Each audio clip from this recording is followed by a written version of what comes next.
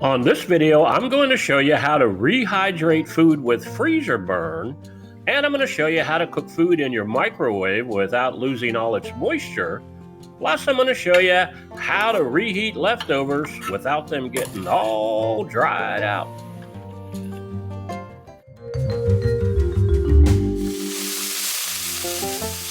Well, hi folks, welcome to Kitchen Tips Online, the YouTube channel where you will find new and innovative ways to do things in the kitchen.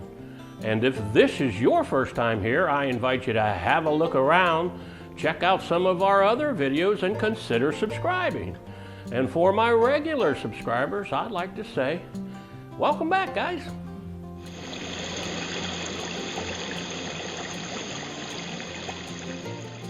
The key to heating anything in a microwave is moisture control.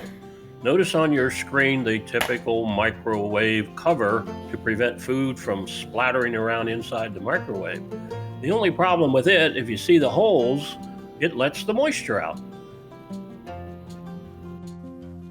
The only way to prevent the moisture from escaping is to put a loose-fitting lid on the dish.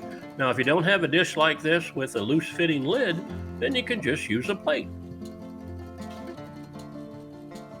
Now, if you're gonna reheat leftovers on a plate like this delicious lasagna that my daughter made, all you need to do is put a bowl over top of it, and that'll hold all the moisture inside. Now, check this out. By using a loose-fitting lid, we retain the majority of the moisture in the food. The best way to rehydrate food with freezer burn is to put it in a container so that you can put a loose-fitting lid on it and add some water. Thanks for watching.